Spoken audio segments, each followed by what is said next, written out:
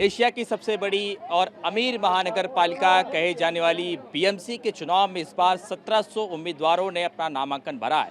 लेकिन इस बार कांग्रेस पार्टी ने एक ऐसे उम्मीदवार को मौका दिया है जिसकी उम्र महज 21 साल है। जी हाँ, देखिए तस्वीर 21 साल की ये खुशबू गुप्ता जो इस बार कांग्रेस पार्टी जो सबसे पुरानी पार्टी है वहां से चुनाव लड़ रही हैं और मुंबई का ये विक्रोली इलाका वार्ड क्रमांक 120 जहां पर इन पर भरोसा जताया। लेकिन आपके मन में सवाल उठ रहा होगा कि 21 साल के एक बच्चे के अंदर राजनीति की कितनी समझ होगी, वो एरिया का कैसे लोगों का ख्याल रखेगा, कैसे लोगों के बीच जाएगा। हम उनसे जानते हैं, कोशिश करते हैं। खुशबू, पहले तो ये बताइए कि आपकी उम्र 21 साल है। 21 साल की उम्र में तो बच्चे अपना करियर सेट करने के लिए सपने सोचते हैं और आप लोगों के बीच जा रही हैं। ये सोचा था कि पार्टी आप पर भरोसा जताएगी और आप एक दिन ऐसे आएँगे, लोगों के बीच वोट माँगने चले आएँगे? आपने बचपन में देखा होगा, तो कभी सोचा होगा कि इस बार चुनाव में मैं भी उम्मीदवार बन जाऊँगी? जी, मैंने ज़रूर सोचा था क्योंकि मैंने बचपन से देखा है कि मेरे दादाजी, मेरे पिताजी ये सब लोग मतलब लोगों की सेवा करते हुए बड़े हुए हैं। तो मैं सोची कि मुझे भी मैंने बचपन से इधर पली-बड़ी हूँ, मेरा जन्म इधर हुआ है, तो मैं सोची कि मैं भी जो इधर चेंजेस नहीं हुए हैं, मैं देखते आ रही हूँ। मैं बचपन में खुद देखा है कि इधर कुछ इतना चेंजेस नहीं हुआ है। तो मैं सोचती हूँ कि कोई और ना करे तो मैं खुद चेंजेस लाऊँ। इसलिए मैं चाहती हूँ कि मैं इसमें खड़ी होने के लिए मैंने एक निर्णय लिया है कि मैं खड़ी हूँ और मैं खुद चेंज लाऊँ। किस पे क्यों निर्भर करूँ कि जब मैं खुद चेंज ला सकती हूँ। इसलिए मैं ये इलेक्शन में खड़ी होने का मैंने निर्णय लिया है। क्या तकलीफ़ है इस इलाके में? आप तो बचपन से पली-बड़ी हैं और आपकी उम्र 21 साल है। पिछला चुनाव आपने जब देखा होगा 2017 में, तो आपकी उम्र बहुत छोटी हुई। तो क्या अब आपको ऐसा लगता है कि आपके इस इलाके में ये चीज़ की कमी रह गई, जो आप अगर आपके इस इलाके की जनता पर भरोसा जताती है, तो क्या आप पूरा करके देंगे? अभी भी टिल द डेट 2026 में हम खड़े हैं। क्या तकलीफ़ है इस इलाके में? मैंने 3-4 दिन पिछले मतलब पहले रैली सब जगह किया, तो मुझे पता चला कि लोगों जो अभी मुंबई को मेट्रोपॉलिटन सिटी बोलते हैं, जो एक महानगर पालिका है, वो पर आज भी लोगों के पास बेसिक जो फैसिलिटीज़ है, जैसे कि रास्ते प्रॉपर होना, प्रॉपर जो लाइटिंग महिलाएँ, जो बच्चे हैं, उसमें अगर रोड पर लाइटिंग नहीं रहेगा, तो वो सुरक्षित कैसे महसूस करेंगे? ये सब जो बेसिक फैसिलिटीज़ है, जो शौचालय है, सार्वजनिक शौचालय, वो क्लीन नहीं है, वो प्रॉपर नहीं है।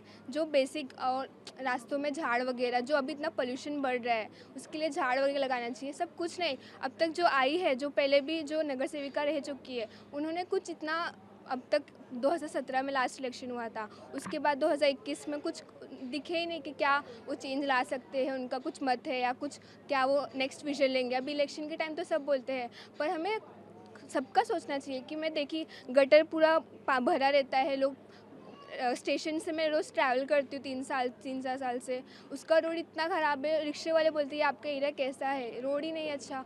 पानी बारिश हो ना हो उधर पानी हमेशा भरा होता है, इतना प्रॉब्लम होता है। कितने सारे जन पूरा पवई का एरिया कांजू से ट्रैवल करता है, कितना प्रॉब्लम होता है लोगों को उधर सब। तो मैं चाहती हूँ कि ये सब जो बेसिक चीज़ें हैं, जो ये सब हमारा हक है, ये कुछ नया नहीं है, ये तो हम बहुत पहले हमें ये आ जाना चाहिए था, पर आज भी ये सब जो बेसिक फैसिलिटीज़ है, ये हम मुंबईकर को नहीं मिल पाया है। लेकिन खुशबू जी, मुझे बताइए कि नगर सेवक का मतलब होता है नगर का विकास करना, लेकिन आमतौर पे देखा जाता है चुनाव जीतने के बाद जो नगर सेवक होते हैं वो अपना विकास करने लगते हैं, नगर को भूल जाते हैं, फिर चुनाव आते हैं, आ जाते हैं। तो आप चुनावी वादे तो लेके जाते हैं, तो आपके सामने भी फेसेस करना पड़ता होगा कि जो बहुत सारे वोटर्स होंगे वो आपको भी तो यही कहते होंगे कि आप भी ठीक है वादे करने उसके बाद चले जाएंगे। तो आपने ऐसा नया क्या रखा है जो आपके ऊपर लोग भरोसा जताएं?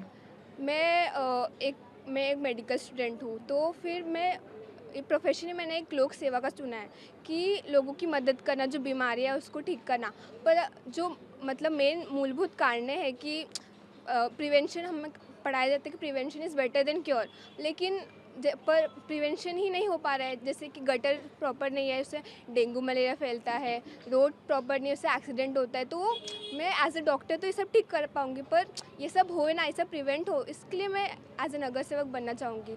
ऐसे न्यू पॉइंट सब, जैसे कि इधर एम्बुलेंस नहीं है, डिस्पेंसरी नहीं है हमारे एरिया में कोई बीएमसी का, जो गरीब लोग हैं वो थोड़ी ना प्राइवेट हॉस्पिटल या कोई बड़े क्लिनिक जाके इलाज करा सकेंगे। उनके लिए तो बीएमसी केस पे ही रहते हैं वो लोग, उम्मीद में कि वो लोग कुछ करेंगे उनके लिए।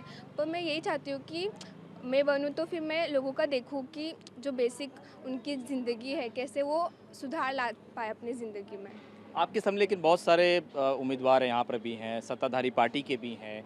जिस पार्टी से आप चुनाव लड़ रही हैं, उस पार्टी के बारे में इस वक्त बहुत नेगेटिव चीज़ें चल भी रही हैं। तो कैसे आप भरोसा लोगों को जता रहे हैं कि कांग्रेस पार्टी से आप उम्मीदवार बनी हैं, तो कांग्रेस पार्टी अगर इस इलाके में आती है और अगर आप चुनकर आती हैं, तो उनका काम हो पाएगा या जो चीज़ें रह गई हैं वो पूरी हो पाएंगी? कांग्रेस पार्टी का पहले से ही ये है कि आम आदमी जो ग्राउंड लेवल पे आदमी है उनका विकास के लिए उनके विकास के लिए वो खड़े रहते हैं। तो मैं उससे मोटिवेशन लेके मैंने ये पार्टी ज्वाइन करने का निर्णय लिया है कि जो मेन आम आदमी है उनको डेवलप करने के लिए उनके विकास के लिए, इसलिए मैं कांग्रेस पार्टी को सपोर्ट करने का ही निर्णय लिया है मैंने। कि आजकल तो सब बस बड़े बड़े वादे करते हैं, पर मेरे जो फैमिली है उनकी 3 पीढ़ियाँ हैं, उन्होंने मुंबई में ही अपना जीवन व्यतीत किया है। तो एज अ मुंबईकर मुझे लोग बोलते हैं की आप तो हिंदू मतलब उत्तर भारतीय हो, पण मी दिल आणि मनापासून मुंबईकर आहे। माझ्या कुटुंबाची 3 पिढ्यांनी आपले आयुष्य मुंबईतच घडवलं आहे, तर ती मुंबई मी बरं करण्याचे माझा संकल्प आहे। लेकिन आप ने कोई न राजनीति की पढ़ाई की है, फिर भी राजनीति में बहुत सारी चीज़ें होती हैं कि चुनाव आते हैं, बड़े बड़े वादे के फिर चले जाते हैं। राजनीति में बहुत सारे हेड एंड टॉल्स का भी सिक्का चलता है। अब तक आपने इन दिनों में क्या कुछ समझा? आप अगर कल को नगर सेवक बन जाती तो राजनीति कैसे चली जाती है या कैसे राजनीति में क्या कुछ समझा? मैंने देखा है कि नगर सेवक का ये भी एक रोल होता है कि वो जो लोगों की समस्या है वो हायर बॉडीज़ तक पहुंचा सके। नगर सेवक पे सब ये ताकत नहीं होता है, पावर नहीं होता है कि वो सब कुछ काम कर सकते हैं। बहुत कुछ पावर जो है वो हायर अथॉरिटी के पास होता है। तो मैं लोगों का जो परेशानी है वो मैं सुनूंगी और वो हायर अथॉरिटीज़ तक मैं लेके जाऊँ, ये भी मेरा एक उद्देश्य है। राधे जी, आपकी बेटी हैं ये और चुनाव लड़ रही हैं पहली मर्तबा। अभी तो आपके लिए बच्ची ही है। आप जो पिछली बार चुनाव में भी तो आपने देखा होगा कि इनको कुछ समझ नहीं होंगी। कैसे लोगों का सपोर्ट कर रहे हैं, खासतौर पर परिवार अपनी बिटिया को कैसे सपोर्ट कर रहे हैं? मेन तो क्या है, मेरे पिताजी 40 साल से राजनीति करते हुए आए हैं यहाँ से। मैं भी 23 साल से राजनीति कर रहा हूँ। मुझे सब पता है कि यहाँ पे क्या क्या तकलीफ है। मेरे यहाँ से कुछ काम है नहीं, ना रोड है, ना गटर है, ना पानी है, बहुत समस्या है, ना स्कूल है, ना हॉस्पिटल है। इसके लिए मैंने चाहा कि जो मैं अपनी बेटी के थ्रू इस 120 वार्ड का कुछ प्रोग्रेस कर सकूँ। जो हॉस्पिटल नहीं है हॉस्पिटल खोलूँ, रोड अच्छा बनाऊँ, गटर जो गटर सफ़ा नहीं होता उसको गटर से साफ़ करो। और ये स्ट्रीट लाइट नहीं है, कैमरा सीसी कैमरा नहीं है यहाँ पे। इसके लिए कुछ भी यहाँ पे एरिया विकास हो और विकास के मुद्दे पर मैं अपनी बेटी को चाहता हूँ कि यहाँ के नगर सेवक बने और पब्लिक का साथ दे और इसे जीता के लाए। यहाँ का नगर सेवक बने और देश का इस एरिया का विकास करे। एक फिल्म का डायलॉग है कि पापा कहते हैं बेटा नाम करेगा। अब आपको लगता है कि बेटी नाम करेगी इस बार? बेटी नाम करेगी, मेरी बेटी नाम करेगी। मेरे फुल विश्वास है कि मेरी बेटी यहाँ के नगर सेवक बनेगी और यहाँ इस एरिया का पब्लिक का सबका विकास करेगी। एक खुशबू जी का आखिरी सवाल कि कुछ ही दिन और रह गए हैं और कैंपेनिंग के लिए 13 तारीख को ये आखिरी दिन होगा। लोगों के बीच कैसा आपको रिस्पांस मिल रहा है? क्या वो चाहते हैं कि हमारे एरिया की बेटी ही है? और किस तरह से आपको वो क्या कुछ चैलेंजेस भी आ रहे हैं कि कुछ लोग होते हैं ओल्ड एज के होते हैं, उन्हें समझाना भी बहुत मुश्किल हो जाता है। क्या कुछ तकलीफें आ रही हो, कैसा रिस्पॉन्स मिल रहा है? मुझे अब तक तो बहुत अच्छा रिस्पांस मिल रहा है, लेकिन लोगों का भी कुछ सब थोड़ा ना कि इतनी छोटी है कैसे इतनी बड़ी रिस्पॉन्सिबिलिटी वो करेगी। तो फिर मेरा है कि मैं सीखूंगी और मैं वो काम करने में मेरी इच्छा है। मैं छोटी हूँ पर मेरे पास ताकत है वो काम करने की। मुझे काम करके वो आगे बढ़ाना है लोगों को। मुझे नहीं आता है तो मैं मेरे पापा से पूछ लूँगी कि इसमें क्या करना है। तो मैं अकेली नहीं हूँ, मैं अपने पापा का हेल्प ले सकती हूँ, किसी और का हेल्प ले सकती हूँ। तो फिर ऐसा है कि लोगों का क्या मत है इसमें कि क्या करना चाहिए, क्या नया चेंज लाना चाहिए। तो वो लोगों का हेल्प लेके मैं अपना काम कर सकूँ। मुझे काम करना है, वो बाकी सब मत तो लोगों का रहेगा ही। तो मुझे विश्वास दिलाना है कि आप अगर मुझे इलेक्ट करोगे तो मैं एक जिम्मेदार और शिक्षित हूँ।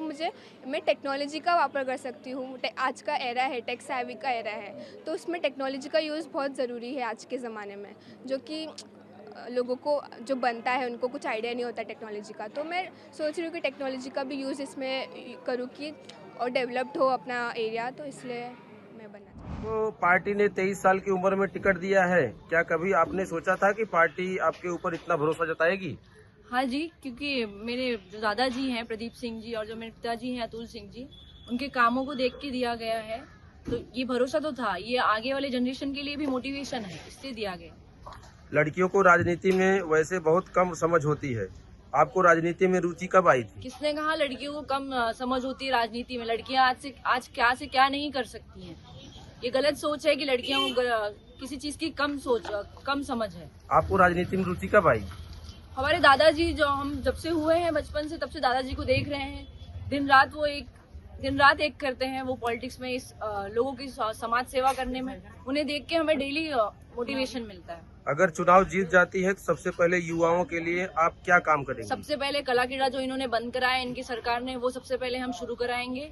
बाकी और भी चीजें हैं, योजनाएं, टीनेजर्स के लिए योजनाएं हैं, 18+ के लिए योजनाएं हैं, डिजिटल लाइब्रेरीज कराएंगे हम स्कूल कॉलेजेस में। ये सारी प्लानिंग्स हैं हमारी। इस उम्र में लोग डॉक्टर इंजीनियर बनते हैं। आपने राजनीति में आने की सलाह या मार्गदर्शन किससे ली? हमारे दादाजी से, प्रदीप सिंह जी से। देखिए, डॉक्टर इंजीनियर एक टैग होता है, वो भी बड़ी पोस्ट होती है, पर जो ये चीज है समाज सेवा, बहुत कम लोग इसमें इंटरेस्ट लेते हैं। ये हमारे फैमिली में दादाजी शुरू से करते आ रहे हैं। ये चीज लोगों में जुड़ाव रखती है, इसलिए मुझे इसमें इंटरेस्ट है।